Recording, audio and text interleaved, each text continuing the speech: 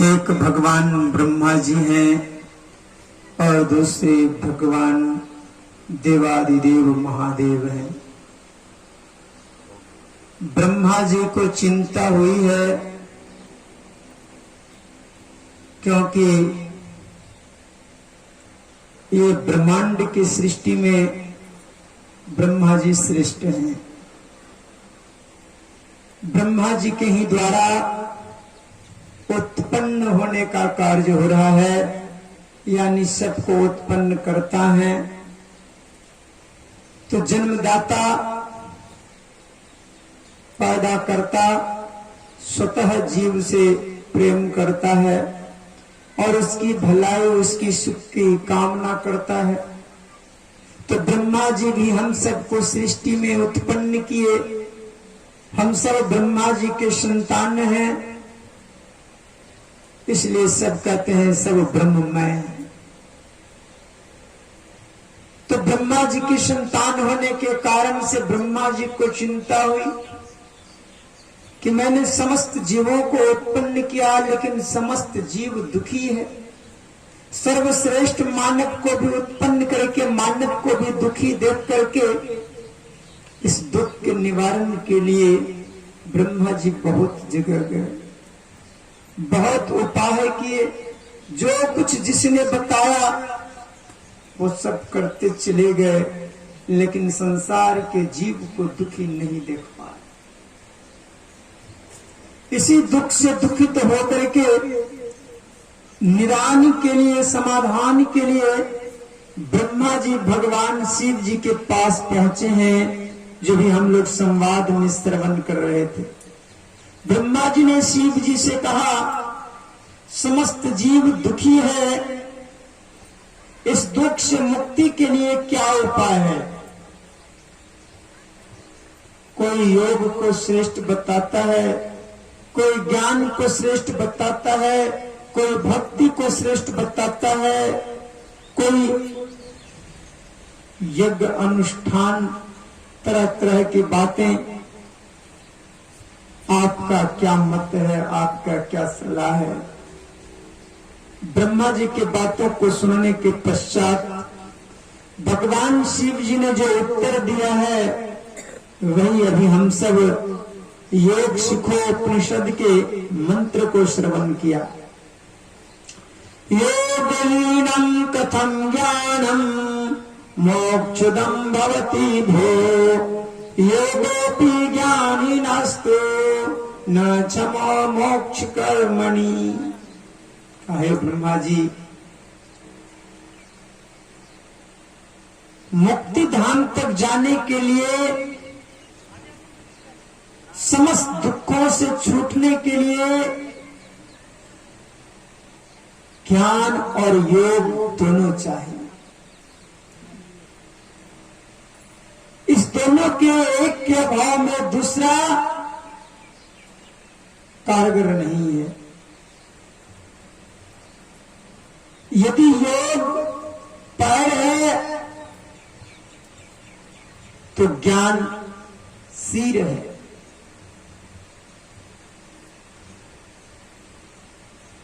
कोई पैर को काट करके पहाड़ पर चढ़ना चाहे कभी संभव नहीं है, और कोई सर को धड़ से अलग करके भी चलना चाहे तो भी संभव नहीं है। एक सुंदर रोचक कथा है, उसको आप श्रवण करेंगे तो समझ जाएंगे। एक नगर में भयंकर आग लग गई। आग की लपेट चारों तरफ से उठी। सारे के सारे लोग चिल्ला रहे थे, भाग रहे थे, बचाओ बचाओ, सब अपने जान की रक्षा में लगे हुए थे। यह शोर सुन करके उस नगर में एक सूरदास था, उसने चिल्लाया, भैया क्या हुआ? सब तो भागने में लगे थे, उस सूरदास का कौन सुने। लेकिन उसी के पास में एक लंगड़ा भी रहता था, अपाहिज। दोनों नगर में मांग करके खा करके गुजर बसर करते थे। नगर में आग लगा तो सब तो अपने जान की रक्षा में धन संपत्ति छोड़ करके भी लोग भाग रहे थे। फिर इस लंगड़ा को और अंधा को कौन कंधा दे, सब छोड़ करके भाग रहे थे, कोई सुनने वाला नहीं। अंधा ने कहा भैया क्या हुआ?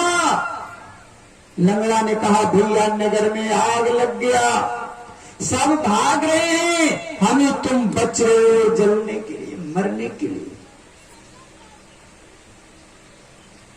सूरदास ने कहा कोई उपाय नहीं है।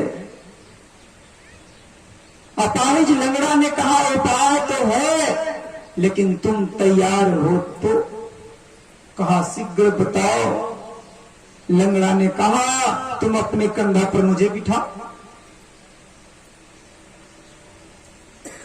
मैं तुम्हें रास्ता दिखाऊंगा।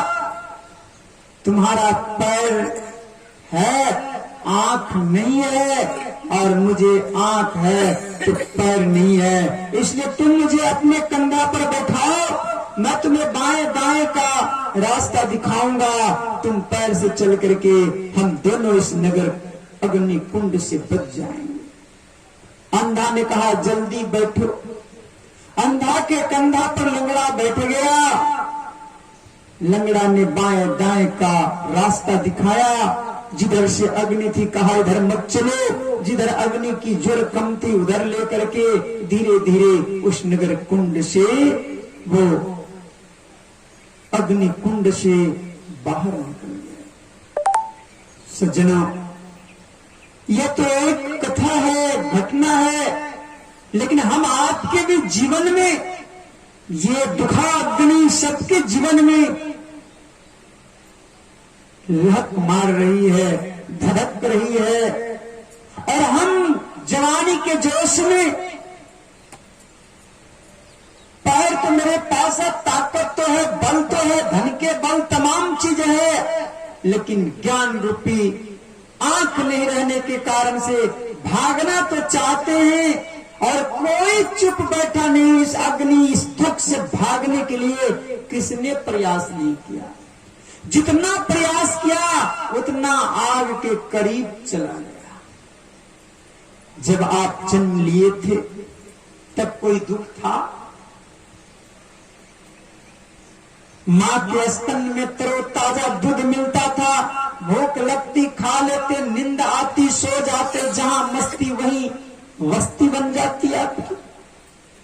धीरे धीरे आप उस सुख से वंचित हो गए, उसमें आपको आनंद नहीं मिला, खेलने कूदने में आनंद मिलने लगा। आपके लिए खेल की सामग्री भी आपके सामने आया, अब खेल से भी रुचि उठ गई। आप अपने परिवार में आनंद लेने लग गए, पत्नी में आनंद लेने लग गए, पत्नी से भी दिल उछट गया, पुत्रों में आनंद लेने लग गए, धन संपत्ति में आनंद लेने लग गए, सुख खोजने लग गए। लेकिन क्या आप आज तक में इन तमाम जगह जो आप भाग भाग करके दौड़ दौड़ करके जो पहुंचे हैं, तो सुख मिला कि दुख मिला? अभी तक में आपको मिला क्या?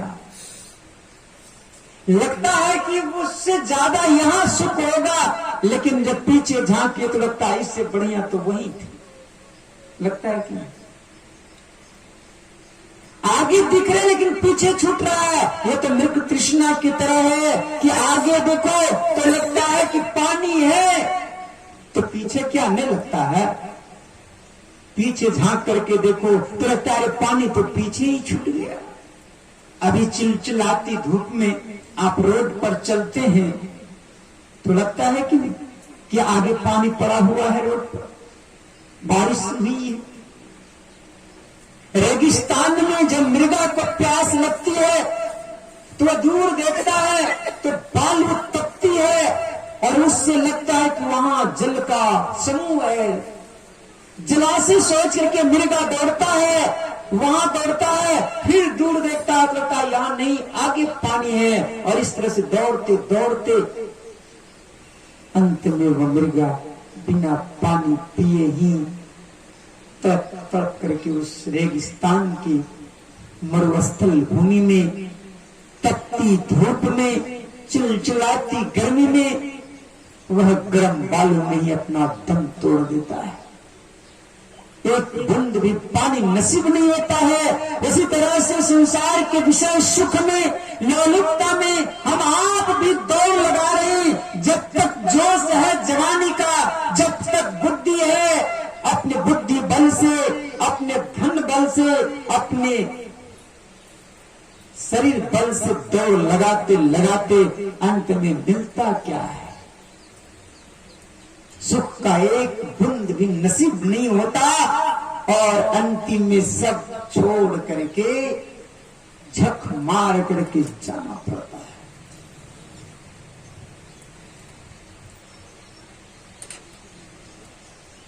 इसलिए भगवान शंकर कह रहे हैं कि ये दोनों चाहिए। आज समाज में भी ये देखने को मिल रहा, जीवन में क्या समाज में भी यही दुर्दशा है।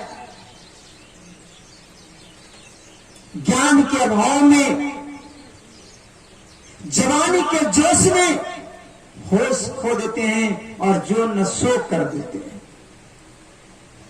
आज नौजवानों में जो जोश है, जवानी है, आपसे ज्यादा चार चांद लगा करके यज्ञ अनुष्ठान करते हैं, लेकिन जिधर जाना नहीं था उधर ही चले जाते हैं। जब मैं आ रहा था, आपके नगर में प्रवेश किया, तो मैंने देखा भगवान कृष्ण के और राधे की, मां राधा की तस्वीर यही था, शायद कीर्तन हुआ होगा, उनकी तस्वीर लेकर के लोग जुलूस में निकाल रहे थे और कुछ इस तरह का गाना बज रहा था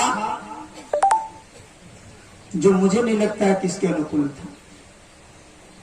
अच्छा, किसी के शादी में खूब बढ़िया भजन गीत गावे तो शोभा देगा? शादी में बढ़िया गीत या बढ़िया भजन शोभा नहीं देगा। यदि आपने वो भजन गीत श्राद्ध का गा रहे हैं तो देगा शोभा? विवाह में यदि खूब बढ़िया गीत, बढ़िया भजन उपदेश जनक भी हो, यदि श्राद्ध का गीत आप विवाह में गाएंगे तो वो शोभा नहीं देगा। और कोई बढ़िया भी भजन है, बढ़िया गीत है, यदि आप किसी के मरने पर, किसी के श्राद्ध में विवाह का सुंदर गीत भी गाएंगे तो वो भी शोभा नहीं।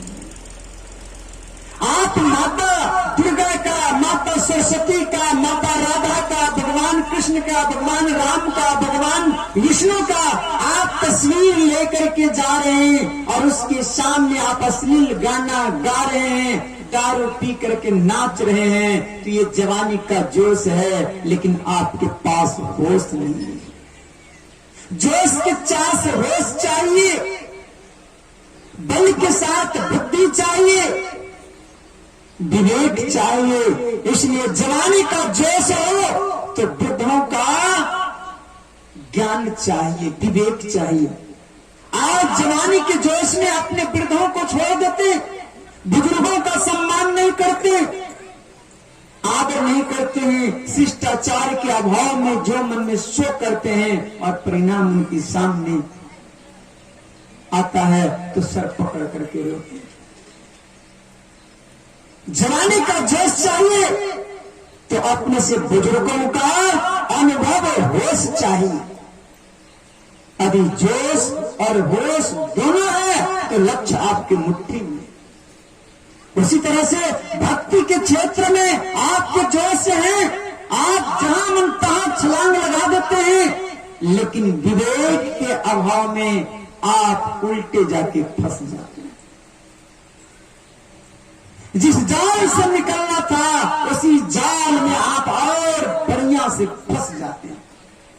हमारे आचार्य स्वामी जी महाराज कहते हैं, बाप रे बाप ऊपर से गिर लो बड़का चाप, घर भागलो द्वार दिकर, हम कौन दिकर भागो रे बाप। जब मछुआ जाल लेकर के घुमा के जो फेंकता है तालाब में या नदी में, तो वह चपाक से जा करके गिरता है, तो मछली क्या करती है? भागना चाहती है, और जितना भागना चाहती है मछली उतना उसमें लपटा जाती है। लेकिन जिस मछली को होश है कि ये ऊपर से गिरा है तो नीचे चलो, और वो नीचे जाके जमीन को पकड़ करके जमीन में घुस जाती है, तो जाल ऊपर ऊपर निकल जाता है, कुछ नहीं कर पाता है। सज्जना, उसी तरह से आपको विवेक चाहिए। पहले ये देख लीजिए कि दुख कहां से आया है, किधर से आ रहा है। ये दुख जिधर से आ रहा है उधर ही आप भाग रहे हैं, तो आप भी जाल में फंसेंगे और दुख के गर्त में आप चले जाएंगे। इसलिए पहले देख लीजिए दुख आ कहां से रहा है, कहां से आ रहा है दुख। जहां से आ रहा है उस तरफ से दिशा को मोड़ देना पड़ेगा। जिधर से आ रहा है उसके विपरीत में आपको जाना पड़ेगा। जब तक आप उसके विपरीत नहीं जाएंगे आप इस दुख से बच नहीं सकते। इसलिए होश चाहिए। अब सवाल है कि ज्ञान और योग है क्या? ज्ञान का अर्थ है जानना और योग का अर्थ है मिलना। योग शब्द आते ही यह स्पष्ट हो जाता है कि हमारा वियोग हुआ है, और वियोग का ही दुख है। किससे वियोग हुआ है ये ज्ञान तो जरूरी है, यही नहीं जानते। यही जानना ज्ञान है। और जहां से वियोग हुआ है वहां मिलने की जो तैयारी है उसी का नाम योग है।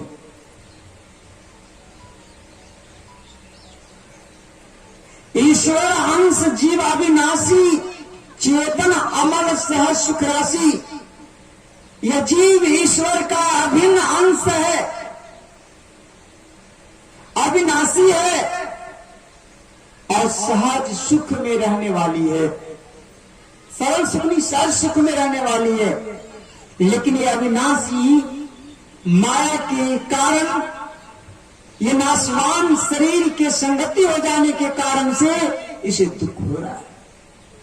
तो त्रिपर्योत्तम माही पीवन शब्द में यही ते पड़ी गए दूरी, चलो निशब्द में।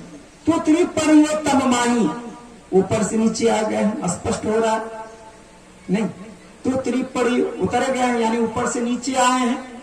संत कबीर साहब भी इस बात की पुष्टि करते हुए उन्होंने भी कहा, भक्ति निषेध मुक्ति की संत चले शब्द है, और जिन जिन मन आलस किया जन्म जन्म पछता। सीढ़ी छत पर लगती है कि जमीन पर? प्लेन में तो सीढ़ी लगेगी नहीं, जब तक कि कोई ऊंचा स्थान हो तभी ना सीढ़ी लगेगी। स्पष्ट हो रहा है दोनों से। तो त्रिपड़ियों यानी हम ऊपर से नीचे आए हैं, ये भी कर रहे हैं यदि चलना है तो सीढ़ी लगाओ, वो सीढ़ी पर चढ़ो। कौन पहाड़ से हम नीचे आ गए हैं? और कहां आ गए हैं? संतों ने कहा तुम पिंड में आ गए हो, ब्रह्मांड से पिंड में आ गए हो। आपका ये शरीर का जो बनावट है ये भी दो भागों में है। कोठा ऊपर कोठरी, संत कबीर साहब ने कहा कोठा ऊपर कोठरी, तहां जोगी धुनिया रमाया हो। अंग विभूति लगाए के जोगी रेन गमाया हो। ये 5 मंजिला मकान आपका है। आप एक बार अपने कोठे पर से चढ़ करके देख लो। उस मुक्ति के धाम तक पहुंचने का इसी में आपका सीढ़ी लगा हुआ है, इसी शरीर में। जिस जगह पर आप हैं उस जगह से जरा अपने आप को उठाओ। किस जगह पर हम हैं? कहां पर हम हैं?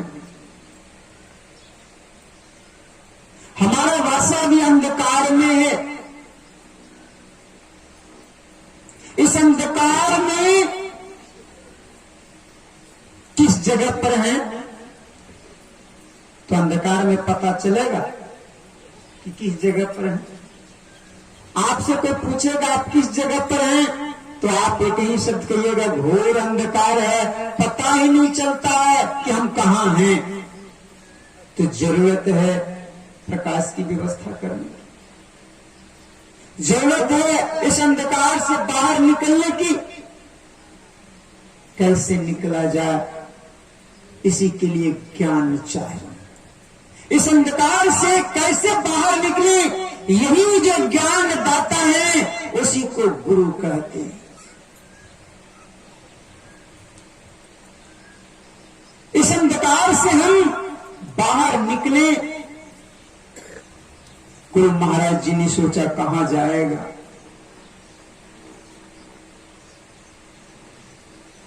उन्होंने पता बताया, दो नैन नजर जोड़ के एक नोक बना के अंतर में देख सुन सुन, अंतर में खोजना, निस्तन में खोज सज्जन, बाहर न खोजना।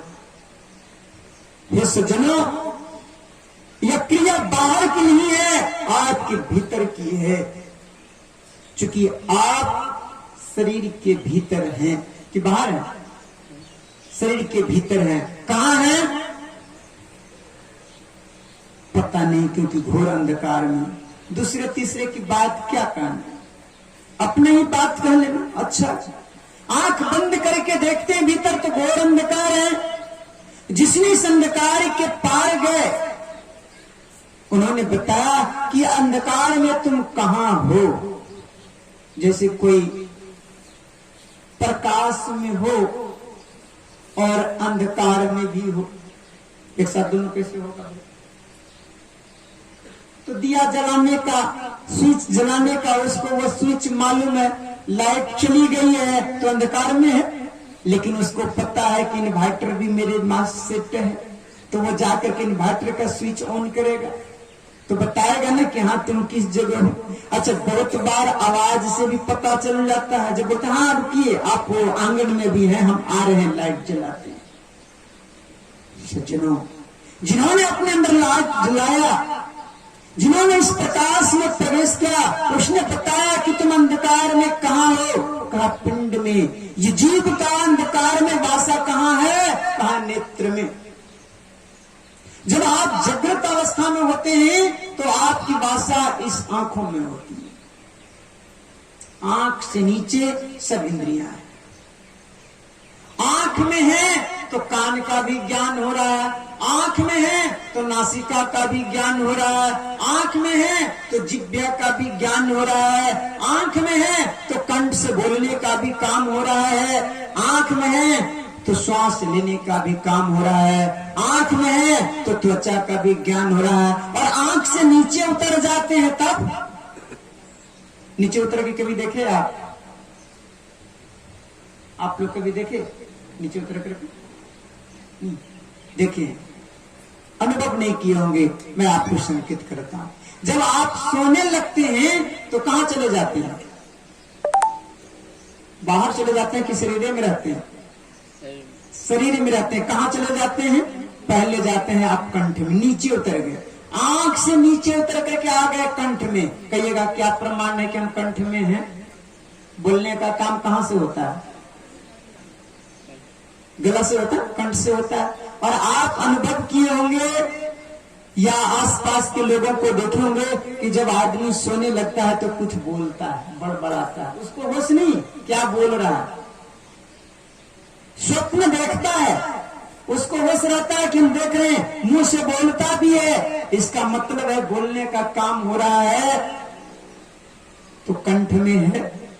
आंख से देखने का काम उसके सामने ऐसे से कहिए, कोई उसका निंदा करे कुछ नहीं, कोई रसगुल्ला है कि खट्टा मीठा दुर्गंध कुछ भी है, नासिका से भी कोई पता नहीं, जिह्वा पर कोई स्वाद का रसा स्वादन नहीं, लेकिन बोलने का काम कंठ से हो रहा है। इसका मतलब कि वह भी कंठ में नीचे उतर गया और नीचे चला जाता है हृदय में, तो स्वप्न भी देखना बंद हो जाता है, लेकिन प्राण चल रहा है। तो फेफड़े से हम श्वास प्रश्वास लेने का काम करते हैं। यदि यहां नहीं होते तो ये भी काम करना बंद। जैसे आप हृदय में चले गए तो कंठ से बोलना बंद, मुंह खुला है, आंख खुली है, कान खुला है, सब कुछ है, लेकिन कोई काम नहीं कर रहा, क्योंकि सब जगह से आप सिमट करके हृदय में चले गए हैं। तो हृदय में, चित्त में, वह चित्त का काम है आपको एक सुख का अनुभव कराना। प्राण स्पंदन का क्रिया हो रहा है, इसका मतलब है कि आप हृदय में हैं। इस घोर अंधकार में आप आते जाते हैं, आपको पता नहीं है, लेकिन जिसने प्रकाश की व्यवस्था अपने अंदर कर लिया, उसने कहा कि ये नमूना है और तुम्हारे पास है। संत महात्मा कहते हैं कि यहाँ से भी तुम थोड़ा और ऊपर उठो, तुमको प्रकाश दिखेगा और सत्य का ज्ञान होगा। वेद भगवान भी यही कहते हैं, उत्तिष्ठति जाग्रत प्राप्य वराणि बोधस्य धारा निस्ता धृत्या दुर्गम पथस्तत्र कवयो बदंती। अरे विद्याग्रस्त लोगों उठो। हमारे आचार्य स्वामी वेदांत जी महाराज का पद है, उठो जागो भजन करो, अब जग में कब तक सोगा, सो करके जन्म गमाया, फिर नया तन पाएगा।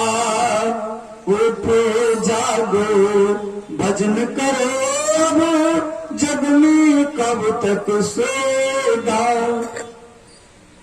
जब ये अनुभव बानी उन्होंने लिपिबद्ध किया, अनेकों भजन तैयार किए, तो हम लोगों ने उसको पुस्तक का रूप देने के लिए एक विद्वान महोदय को पकड़ा, जो संपादकीय करते हैं। हर्षिकार, दीर्घिकार, अलंकार, आकार, मात्रा सब होता है, किस राग किस रागनी का है। तो उन्होंने मात्रा करने के लिए, शुद्ध करने के लिए लिया, तो उन्होंने शुद्धिकरण किया।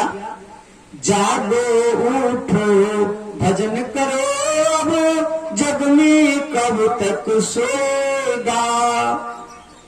उन्होंने क्या किया? जागो उठो। और बाबा ने क्या बनाया था? उठो जागो। अभी दोनों विद्वानों के बीच में आप लोगों को पंच बनाता हूं, सही कौन होगा? उठो जागो कि जागो उठो? पहले जागेंगे कि पहले उठेंगे? है? पहले जागेंगे। तब तो विद्वान महोदय सही कह रहे हैं, जागो उठो भजन करो। और बाबा कह रहे हैं कि उठो जागो। इन लोगों का पता चाल ही होता है। कबीर साहब की उल्टी बानी, बरसे कंबल भिंजे पानी, ये उल्टा पुल्टा ही लोगों को ठगने का काम करते हैं साहब। हम तो यहाँ देखते हैं कि पहले जगते हैं तब उठते। क्या ये सही है? यही देखते हैं। और जो देखते हैं क्या वो सही है? नहीं। आप झूठ को ही सत्य मान बैठे हैं, और यही समझाना आज के तमाम युवाओं के लिए कठिन हो रहा है, संतों को। और जिसने समझाने का प्रयत्न किया उसको किसी ने फांसी दे दिया, किसी को कुट्टी कुट्टी कर दिया, किसी को जेल दे दिया, न जाने कितना दुख दिया। मानने वाला कौन है? वो तो कोई ऐसे सामर्थ्यवान होते हैं जो कुट्टी कुट्टी होकर के भी उसकी अंदर की त्रुटि को दूर करके जागृत कर देते हैं। सूली पर चढ़ाने वालों को भी वह शिखर पर ले जाते हैं, जहां वह देख के कहता है मैंने बड़ा गलत किया, मैंने बड़ा मिस्टेक किया। इसलिए सज्जनों, जरा समझने का प्रयत्न कीजिए। बैठी, जब बाबा आएंगे तो बैठो। श्री सदगुरु महाराज की जय। तो संत करें उठो जागो। और आप भी यही बोलते हैं। बाबा के आने के बाद आपकी बात को मैं प्रूफ करूंगा कि आप भी यही बोलते हैं। श्री सदगुरु महाराज की जय। स्वागतम गुरुदेव, शरणागतम गुरुदेव, स्वागतम गुरुदेव, शरणागतम गुरुदेव।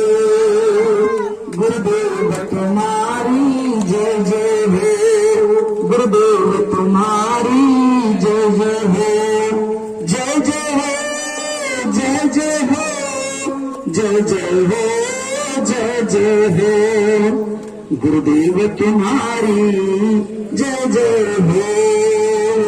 श्री सद्गुरु महाराज की जय।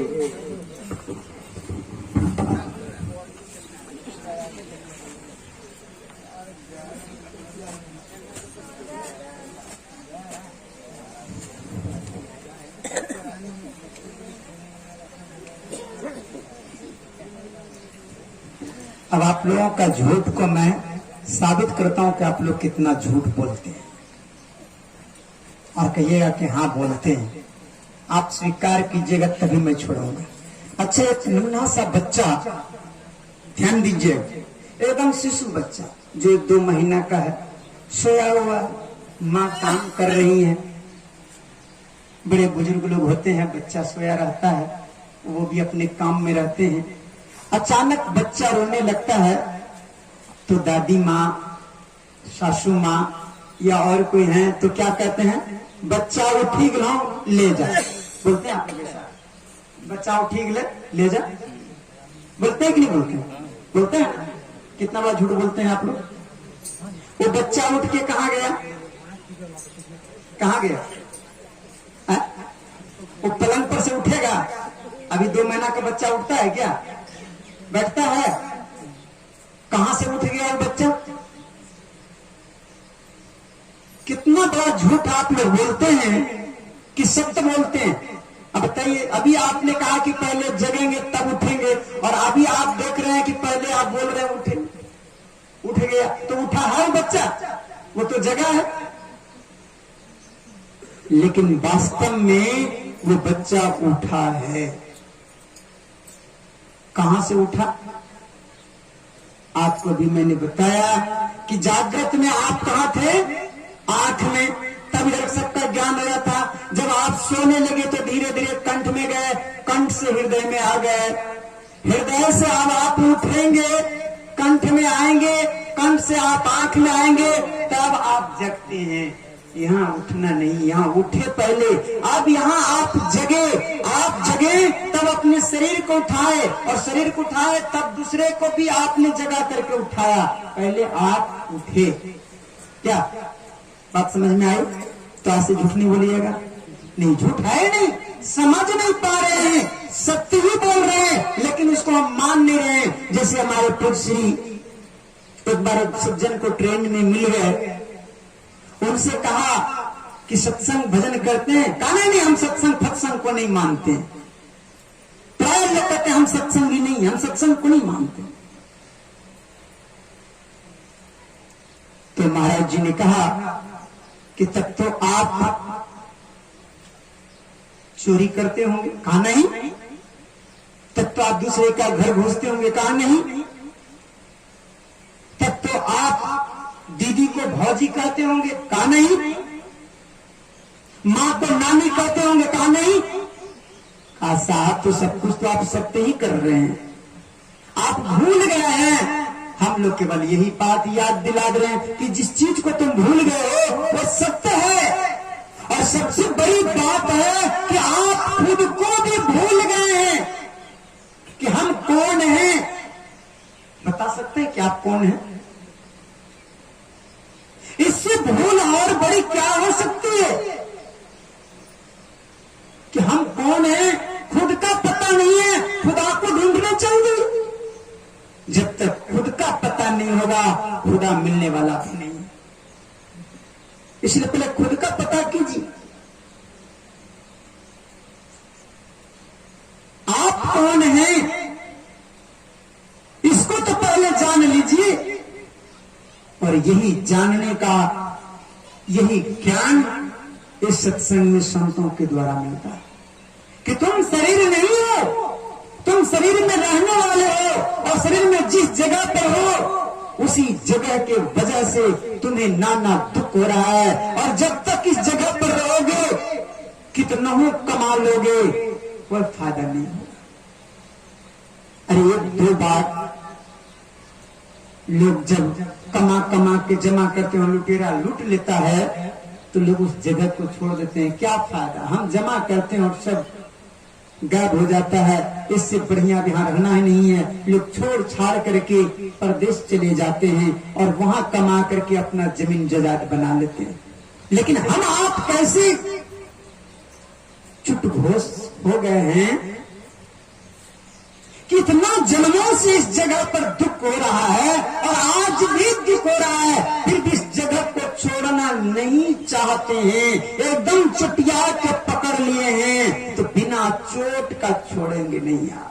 तो चोट लगना तो निश्चित है और जानते भी हैं, बोलते भी हैं, मरना ही है तो मरिए जाएंगे। जहर खा के मर रहे हैं, कोई ड्रिंक पी के मर रहे हैं, कोई रेल में कट के मर रहे हैं, क्योंकि उनको पता है कि हम जो कर रहे हैं वो सब एक दिन नष्ट होने वाला है। तो नष्ट होने वाला तो लोग पहले ले ले और लोग छोड़ फिर वही दुख में जाते। लेकिन संतों ने कहा, और यही बात तो श्रीमद् भागवत गीता में महात्मा गोकर्ण ने अपने पिता को समझाया। जब आत्मदेव रूप करके आत्महत्या करने को तैयार हो गए, आप लोग भागवत रसिक हैं, आप लोग भागवत श्रोता हैं, आप लोगों को बहुत बार सुनने को मिला हो। जब आत्मदेव आत्महत्या करने को तैयार हो गया, पुत्र के परेशानी से, धंधकारी के अत्याचार से, क्या जीना धिक्कार है, क्या करेंगे जी करेंगे। जब इज्जत प्रतिष्ठा नहीं रही तो रह के क्या करेंगे, और आत्महत्या करने के लिए जाने लगा। सामने गोकर्ण जी महाराज आ गए। कहा पिताजी की मानस पटल को देख लिया, उदासी तुम। कहा पिताजी कहां जा रहे। कहा पुत्र अब जीने से मन उब गया है, अब संसार में जीने का मन नहीं करता। उठ के कहते हैं हम मर जाएंगे, लेकिन मर के किधर जाएंगे पता है। आत्मदेव को गोकर्ण जी महाराज ने समझाया, पिताजी मर के आप क्या चाहते हैं। कहा इससे दूर होना चाहते हैं। कहा मर के क्यों दूर होना चाहते हैं, जीते जी क्यों नहीं दूर हो जाते हैं। अरे दूर ही होना है तो जीते जी दूर हो जाइए और जाके भगवान के भजन करके ये शरीर से भी क्यों नहीं दूर हो जाते हैं। और यही तो संत मत की सार साधना, यह तो कबीर साहब का सार ज्ञान है। जहां मरने से जहां मरने से जग डरे, मेरा मन आनंद कब मरिया कब पैया पूर्ण परमानंद। मरना है तो मर जाइए, छूट पड़े जंजाल, ऐसी मरनी को मरे दिन में 100 बार। ये मरने की कला तो योग है, ये मरने की कला तो ध्यान है, ये मरने की कला तो साधन है, ये मरने की कला तो भजन है। बाकी तो सब दिखावटी। यही आपकी असली भजन है और यही कला संत महात्मा के द्वारा सीख करके की जाती है, नहीं तो कोई उपाय नहीं। बाहर संसार में बड़ी झंझट है। आप कुछ भी बन जाइए, कितना बड़ा बन जाइए, आपका दुख जाने वाला नहीं।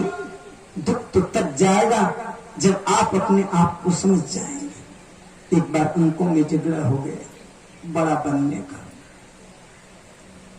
सबसे बड़ा नौ था, नौ को अभिमान हुआ कि हमसे बड़ा कौन है, हम सबसे बड़े हैं। अभिमान में आकर के 8 को एक थप्पड़ मार दिया। चला मैं तुमसे बड़ा हूं। 8 ने कहा तो मैं क्या थोड़े कम हूं। उसने 7 को मारा, चल मैं तुमसे बड़ा हूं। 7 भी अपने हाथ में बहुत था, उसने 6 को लगा दिया। 6 ने 5 को मार दिया, 5 ने 4 को मारा, 4 ने 3 को मारा, 3 ने 2 को मारा। 2 भी को मौका मिला, कहा मैं क्यों पीछे रहूं। 2 ने भी 1 को थप्पड़ लगा दी।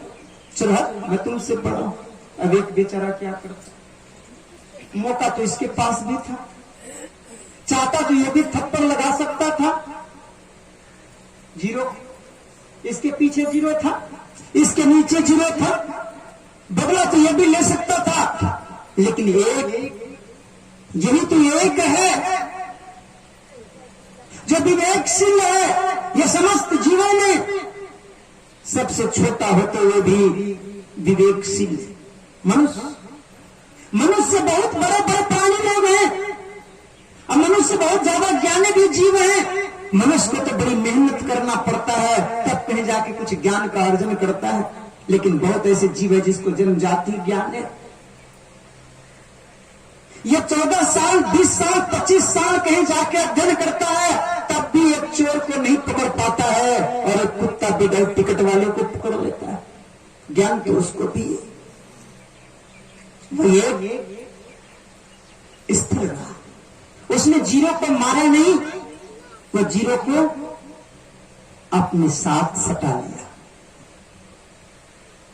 अपने बगल में सटा लिया। तो क्या हो गया, क्या हो गया, 1 से 10 बन गया, 9 से ऊपर उठ गया।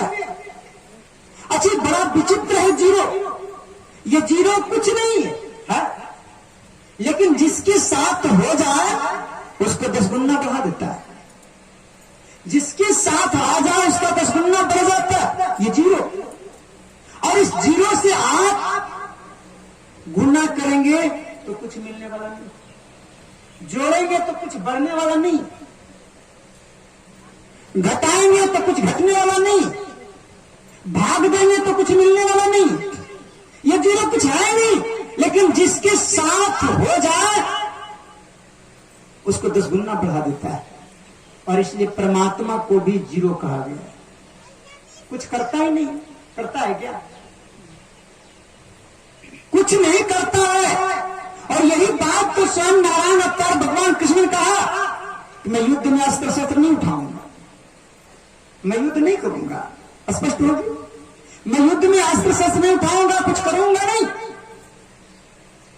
लेकिन कृष्ण कहा कि आप मेरे साथ तो रह सकते हैं, और साथ रहा तो युद्ध को ही जीत लिया।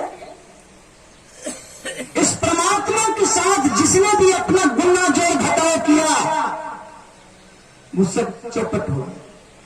जिसने परमात्मा के साथ गुना जोड़ घटाव करना बंद कर दिया, जो अपने आप को उसके साथ समर्पण कर दिया, सट गया, तो पूरी दुनिया ही उसको सम्मान दिखने लग करने लग गया, वह जीरो।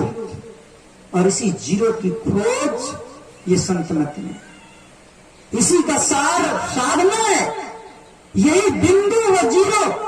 इस जीरो पर भी आप टिक गए, इस जीरो के साथ भी आप हो गए, तो आपको वह द्वार मिल जाएगा जिस द्वार के बारे में समस्त शास्त्र और समस्त संत कह रहे। हमारे गुरु महाराज ने कहा वही द्वार होकर के तुम बाहर निकल सकते हो, बिंदु द्वार हुई, उस बिंदु में तुम पिल जाओ, घुस जाओ। स्थूल सूक्ष्म कारण महाकारण केवल लहू के पार, पार गमन ही सार भक्ति है, लो यही ही निधार। यही बात जरूरत है करने की, केवल सुनने से नहीं होगा, सुनने के लिए तो बहुत सुने, जरूरत है करने की, और वह है ध्यान। जब तक आप बैठ करके ध्यान नहीं करेंगे तब तक आप एक कदम भी आगे नहीं बढ़ेंगे। और यही योग का 7वां स्थान है ध्यान। तो नीचे से ऊपर तक की पूरी व्याख्या अब हम लोग पूज्य श्री के अनुभव वाणी से पाएंगे, जो सरल सरल भाषा में इस योग के संबंध में बड़े सुंदर ढंग से गुरु महाराज समझाते हैं कि ध्यान को 7वें स्थान पर रखा गया है। इस ध्यान में जाने से पहले आपको क्या क्या करना पड़ेगा, कैसे उस ध्यान में आप प्रवेश करेंगे, और ध्यान में जाने के बाद मिलता क्या है। तो ध्यान के बाद क्या है, समाधि, यानी सारा समस्या का समाधान।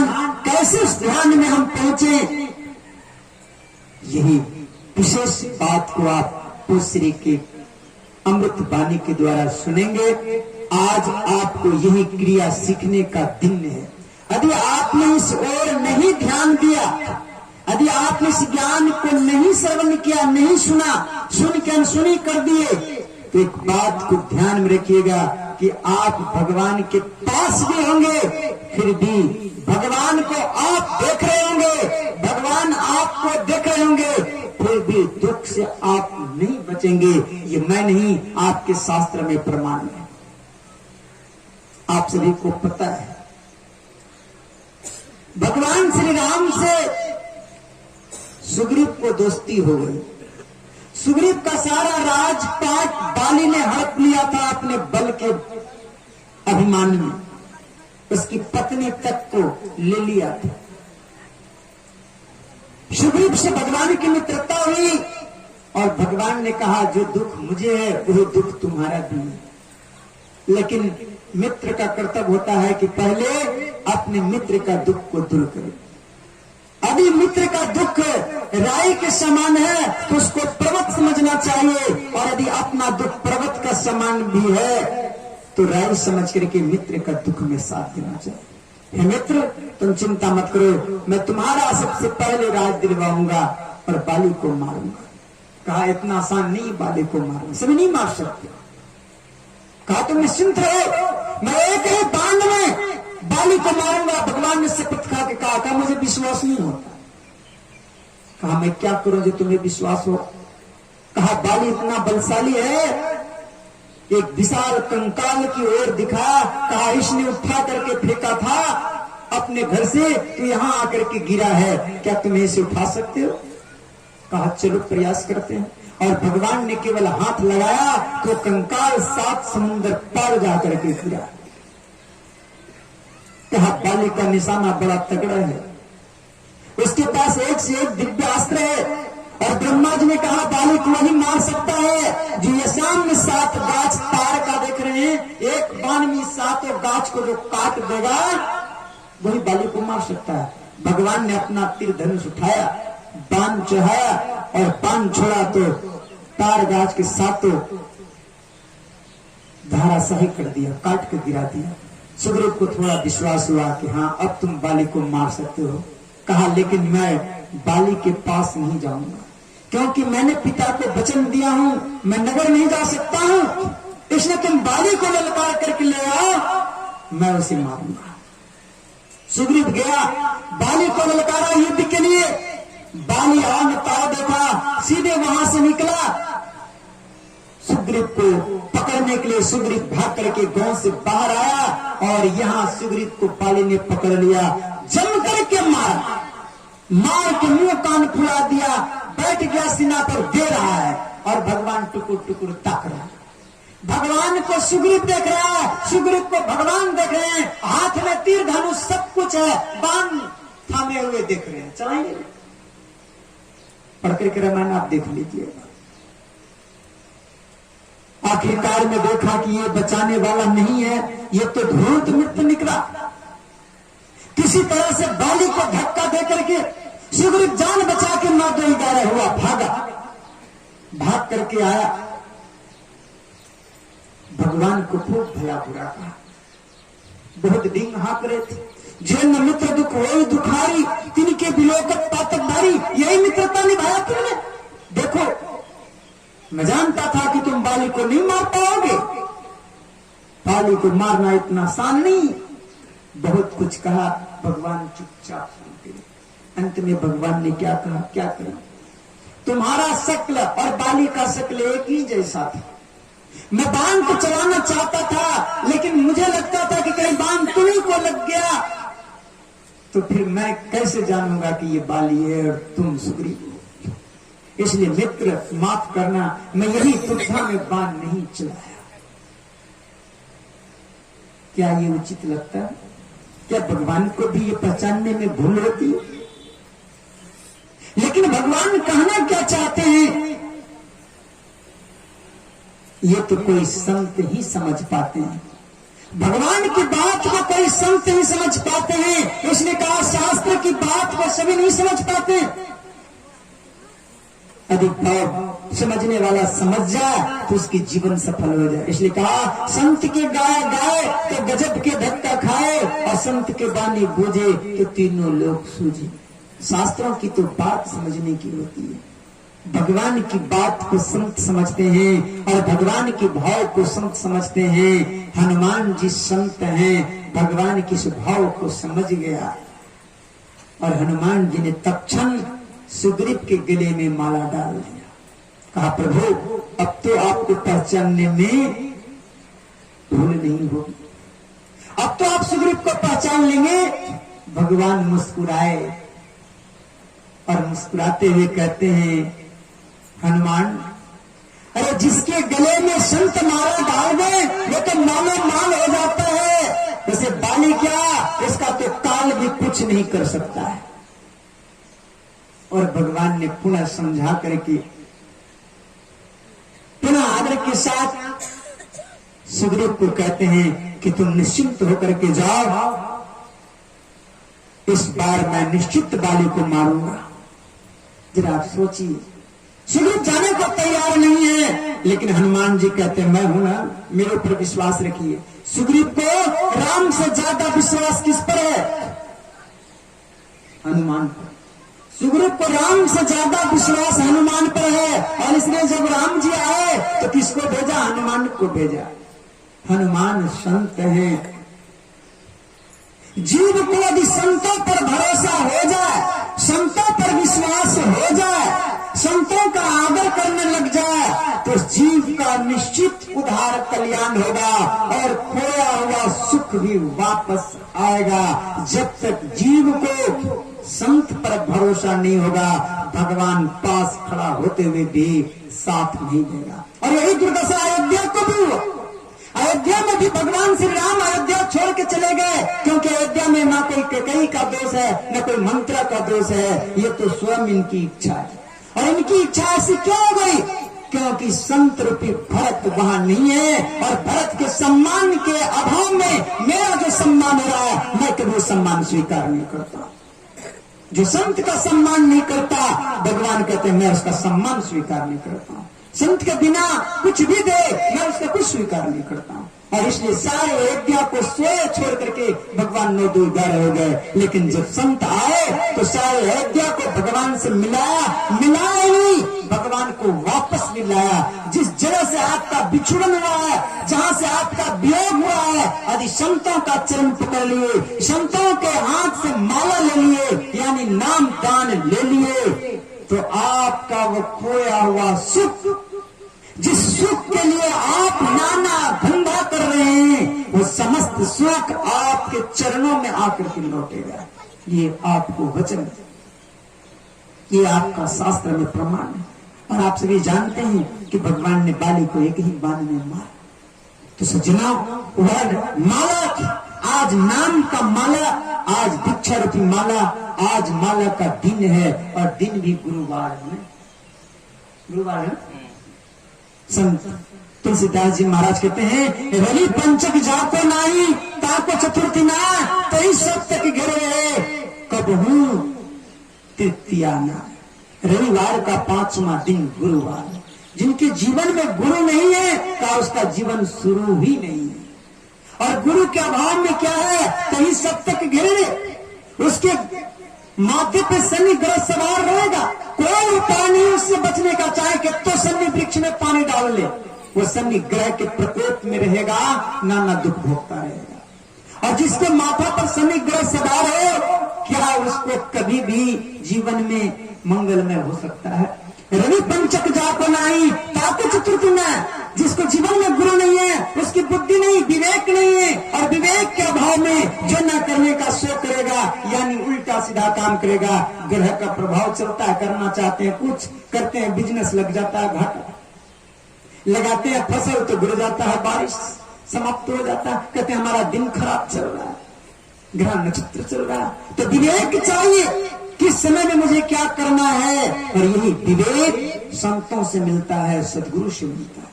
कहा रवि पंचक जाको नाही, ताको चतुर्थी ना, 23 सप्तक घेरे रहे, कभू तृतीया ना। उसका कभी जीवन मंगलमय नहीं होगा। यदि रविवार से 5वां दिन गुरुवार, यदि जीवन में आपने गुरु धारण कर लिया, तो गुरु का ज्ञान के प्रभाव में आप आएंगे, तो सबसे पहले आप उनकी आज्ञा का पालन करेंगे, शुक्र करेंगे, ब्रह्मचर्य का पालन करेंगे, शिष्टाचार का पालन करेंगे, सदाचार का पालन करेंगे, शुचियाचार का पालन करेंगे, तो आप कहां जाएंगे? यही शुक्र में प्रवेश किए, शुक्र किए, आपने पालन किया, आपने रक्षा किया। अब शनि ये शनि ग्रह नहीं, अब ये शनि ही आपका मददगार हो जाता है। शनि आप आगे बढ़ते हैं। कहाँ आगे बढ़ते हैं? रवि में प्रवेश करते हैं। रवि क्या? रवि मतलब सूर्य, प्रकाश। आप प्रकाश में प्रवेश करते हैं, और जैसे ही प्रकाश में प्रवेश करते हैं, तो प्रकाश के बाद क्या है?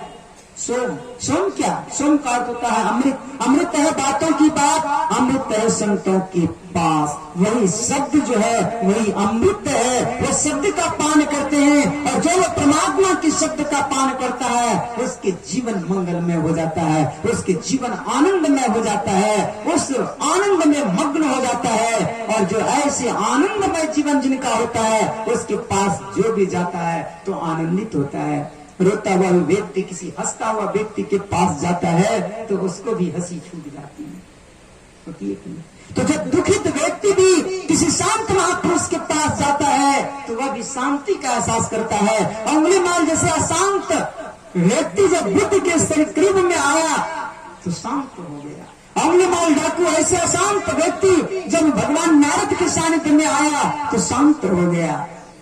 वो आनंद में जो भी उसके सानिध्य में आता है आनंद में बना देते हैं, और उनका ज्ञान वैराग्य सुन रहे थे सारा उपज जाता है। अब वो जो बोलता है उसको लोग सुनने को तैयार रहते हैं। ऐसे व्यक्ति ही गुरु बनते हैं। ऐसे गुरु के सानिध्य मिल जाए तो जीवन धन्य धन्य हो जाए, नहीं तो फिर जीवन नरक हो जाएगा। तो आज का दिन है गुरु बनाने का, माले लाने का दिन है।